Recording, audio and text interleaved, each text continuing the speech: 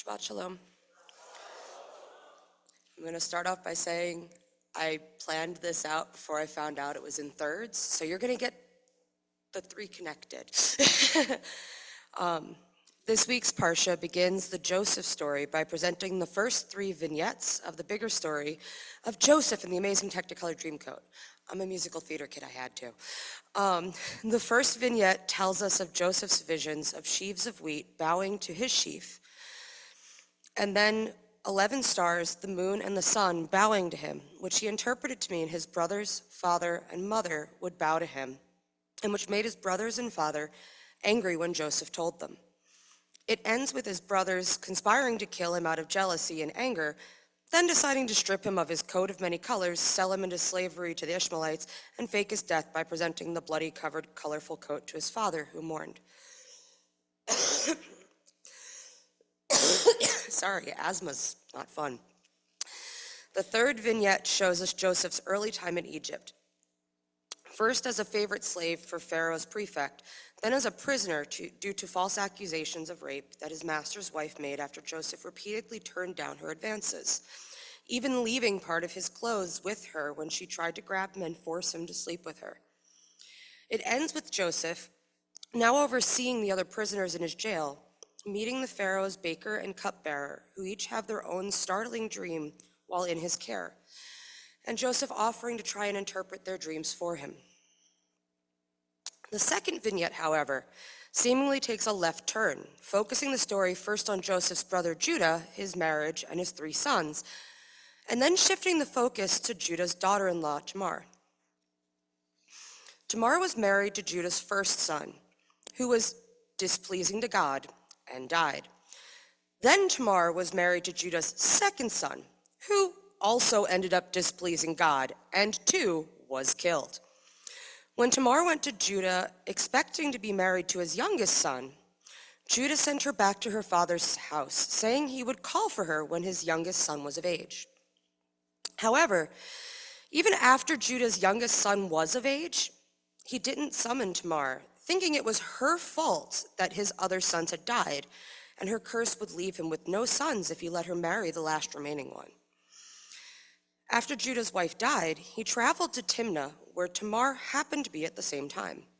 By this time, she felt that Judah was preventing her destined path in life by denying her her last opportunity to be a mother. She decided that her only way to fulfill this truth was to cover her face with a veil, sit in an open place, and when Judah mistook her for a harlot, agree to sleep with him, if he left his seal, sash, and staff with her. Several months later, Judah was told that his daughter-in-law had slept with someone and was pregnant, to which Judah summoned for her, demanding that she be burned. When she arrived, she presented his seal, sash, and staff, saying they belonged to the man who impregnated her. Judah recognized them, agreeing that he had stopped her from being able to have children by not having his youngest son marry her. The vignette ends with Tamar giving birth to twin boys.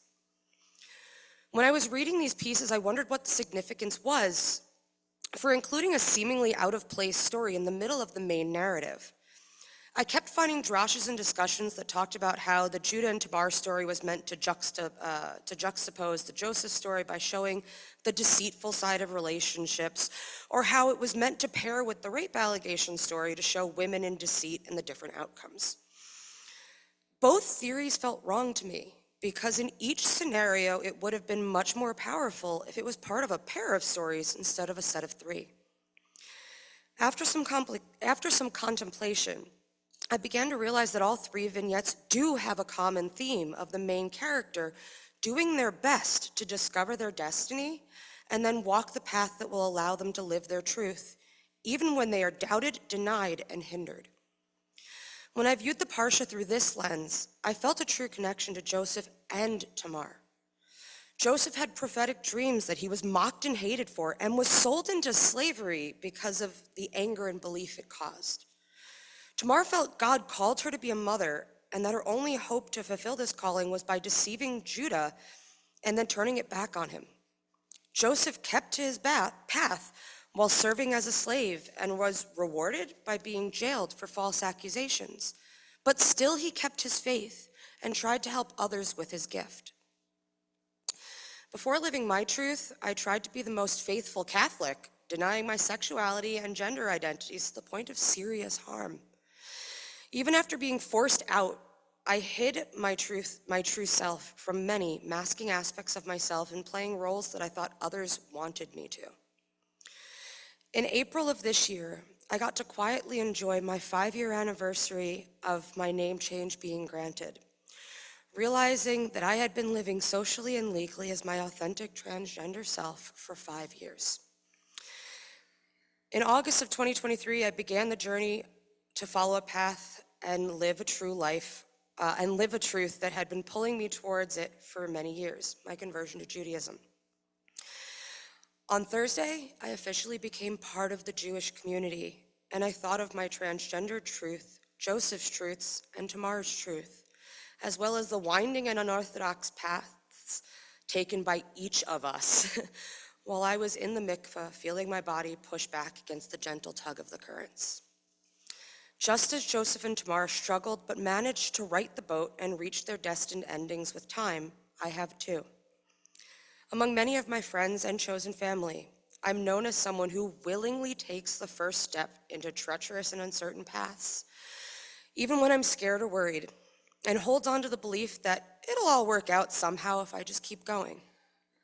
I'm also known as the person who always has a tune in my head and on my lips, going so far as to start singing "The Sun Will Come Out Tomorrow" while happily marching through a torrential downpour, cheekily beginning a refrain of "oh, we, oh," when a group of us are walking anywhere. And even while I struggled through some of the darkest and most painful holiday seasons, never missing my yearly Christmas Day video recording and posting of the Judy Garland lyric version of "Have Yourself a Merry Little Christmas," always with the reminder for my Facebook acquaintances and friends that even in the darkest moments, things will get better if we keep going and we are not alone. The Hebrew name I decided to take, Nachshon Yashir, roughly meaning one who willingly enters troubled waters and leads the way, trusting that God will protect you, and he will sing and speak the truth. I feel reflect who I am and who I hope to continue to be. Just like Tamar, I may not take a typical path and I may find surprising solutions, but I also remain unwavering in what I know is right and true and refuse to let others take that away. Just like Joseph, I work hard at everything I do. I try to be there for those I love. I listen when others have fears or concerns. I am an open book who shares my truth every day, and I try to ease people's woes. I'm not a perfect person, but neither were Joseph or Tamar, and I doubt any one of us could claim to be. The message I hope is taken from today is that while we might view Tamar as bad, deceitful, and sneaky, she made the decision that felt like her only choice to truly fulfill her destined path and live her truth. We're all infallible, and we all stumble along the way, but we all deserve the ability to live our truths.